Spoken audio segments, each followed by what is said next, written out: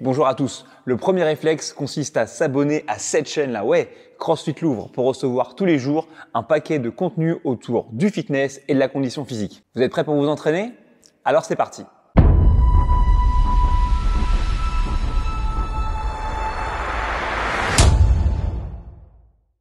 Et boum!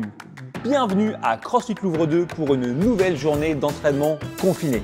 Cette semaine, les gars, que vous soyez à RCFL, à CrossFit Louvre 2 ou à CrossFit Louvre 3, c'est moi, Eli, qui prend le guidon. Aujourd'hui, l'entraînement qui nous attend va être un AMRAP de 15 minutes dans lequel on va enchaîner 3 exercices différents.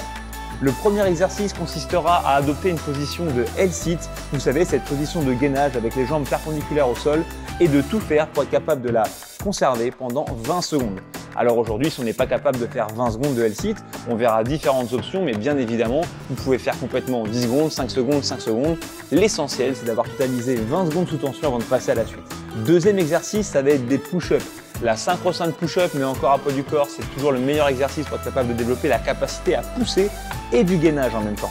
Il y aura aujourd'hui 15 répétitions de push-up à faire. Aujourd'hui, vous aurez différents choix. Vous pourrez faire de la push-up traditionnelle, éventuellement des knee push-up, mais on préférera faire ce qu'on appelle la sneaky push-up pour conserver justement le travail de gainage.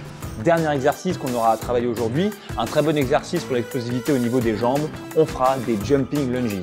Cet exercice-là, on l'a fait très souvent depuis le début du confinement, mais aujourd'hui, on fera simplement 10 répétitions, 5 de chaque côté en alternant pour conserver un maximum d'intensité. 20 secondes de L-sit, 15 push-up, 10 jumping lunges, voilà le menu du jour, réaliser autant de tours que possible pendant 15 minutes. On parle un peu des mouvements et des options? Allez, c'est parti. Abordons le premier mouvement, le L-sit. Pour les plus débutants parmi vous, nous travaillerons directement du sol.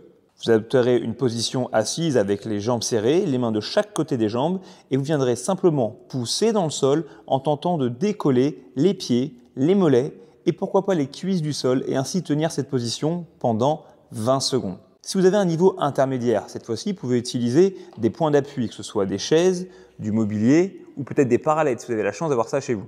Et vous effectuerez le même travail en poussant fort dans le sol, soit avec les genoux groupés comme ceci, éventuellement en tendant une jambe comme cela, et pour les vraiment intermédiaires plus, avec les deux jambes tendues comme ceci.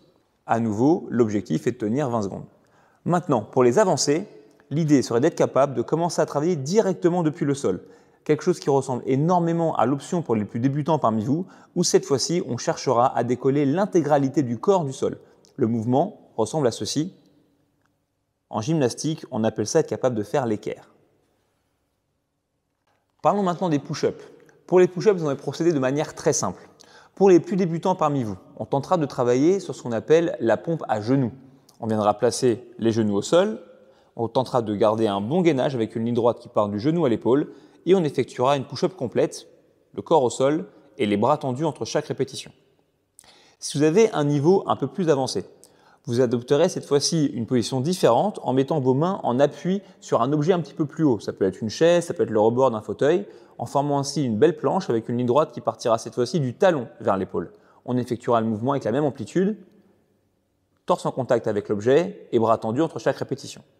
Maintenant, pour les athlètes d'un niveau intermédiaire, on va du coup aborder ce qu'on appelle cette fameuse sneaky push-up ou pompe un peu serpentée, où cette fois-ci on part complètement en planche, on va au sol et on trouve sa solution pour revenir en position de planche. Que ce soit comme ici en décollant d'abord la poitrine, ou peut-être parfois en décollant d'abord les hanches avant de remonter. Dans tous les cas, ne vous inquiétez pas, vous ne portez que le poids de votre corps et c'est une très bonne façon de développer à la fois la force du haut du corps et le gainage au niveau abdominal. Pour les plus avancés parmi vous, pompe traditionnelle, rappelez-vous les mains directement sous les épaules, les doigts légèrement orientés vers l'extérieur, coudes collés au corps, on s'allonge au sol et on remonte, on tend les bras entre chaque rep. Parlons maintenant des jumping lunges. Pour les athlètes les plus débutants parmi vous, je vous recommande de faire des lunges traditionnels, une de chaque côté, enchaînée avec un quart de squat et un jump. Encore une fois.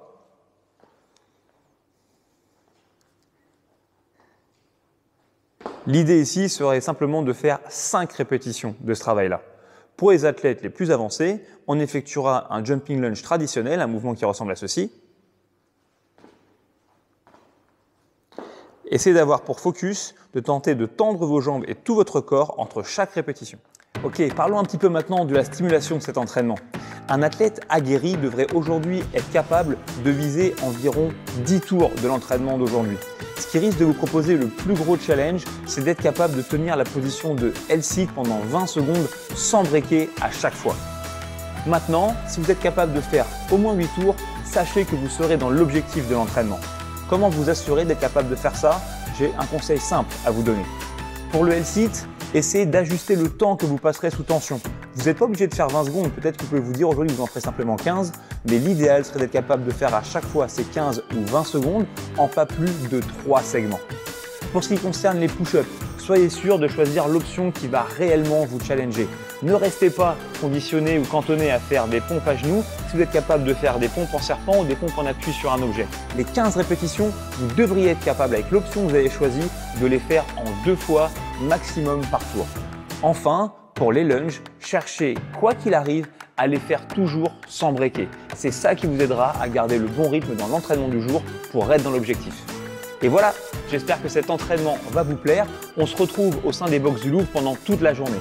9 h du matin pour le réveil musculaire, midi pour le WOD l'idée par les coachs de RCFL, la même chose à 17 h par les coachs de CFL3 et vous me retrouverez, moi et mon équipe de CFL2 à Bordeaux à 18 h.